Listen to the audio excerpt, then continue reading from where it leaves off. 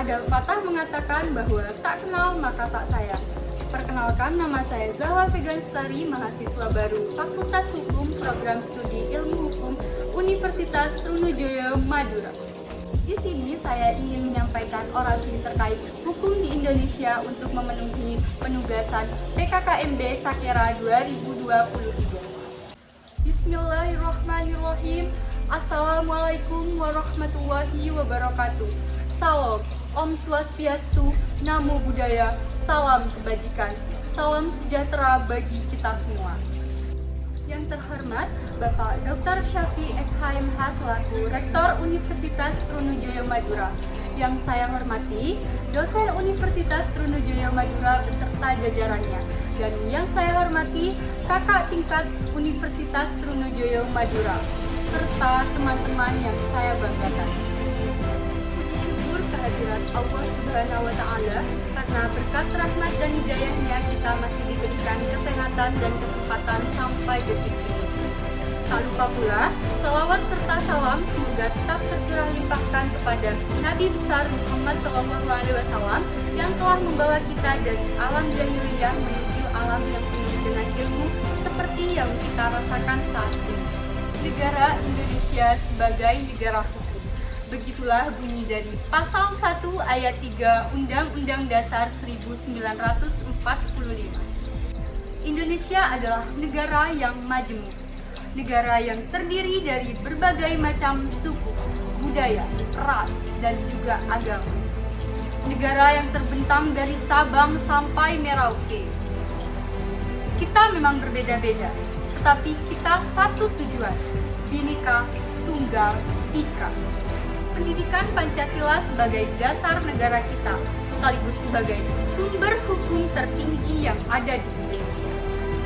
Kita telah melahirkan berbagai macam peraturan perundang-undangan, baik yang bersifat khusus maupun yang bersifat umum.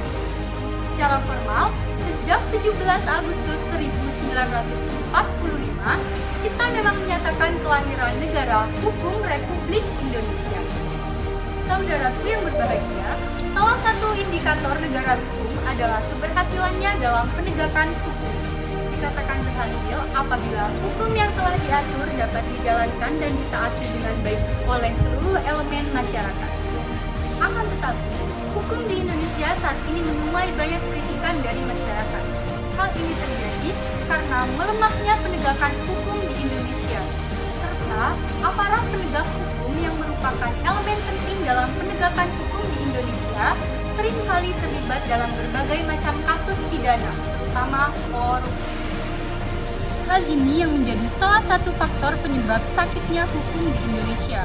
Hukum tidak diorientasikan dengan sebagaimana mestinya, yaitu mewujudkan keadilan, namun dijadikan alat untuk mencapai tujuan dari penguasa negara. Implikasi nyata dari kondisi ini adalah hukum kehilangan ruhnya, yaitu keadilan. Tujuan hukum sendiri terbagi menjadi 3, yaitu keadilan, kepastian, dan kebermanfaatan hukum itu sendiri. Namun sayangnya, dalam praktik penegakan hukum saat ini, pengutamaan nilai kepastian hukum jauh lebih menonjol daripada keadilan masyarakat. Sudah menjadi rahasia umum bahwa pada saat ini hukum ibaratkan sebuah pisau yang tajam jika digunakan ke bawah dan tumpul jika digunakan ke atas. Maksud dari istilah tersebut adalah jauh lebih mudah menghukum rakyat kelas bawah daripada menghukum rakyat kelas atas yang memiliki uang dan kekuasaan. Mengapa demikian? Karena rakyat kelas bawah kalah dalam hal ekonomi, sehingga mereka tidak bisa melakukan pembelaan terhadap hukum. Berbeda dengan rakyat kelas atas, mereka memiliki uang dan juga kekuasaan untuk meringankan hukumannya. Hal tersebut akan meningkatkan krisis kepercayaan pada keadilan, seiring dengan banyaknya kasus pencurian yang dilakukan oleh orang-orang miskin dengan tekanan hukum yang sangat kuat, sedangkan hukum lemah untuk kasus-kasus besar yang merugikan negara. Selain itu, penerapan hukum di Indonesia tidak mencerminkan dasar negara kita, yaitu Pancasila. Terlebih, terdapat banyak penyimpangan sila kelima, yaitu keadilan sosial bagi seluruh rakyat Indonesia.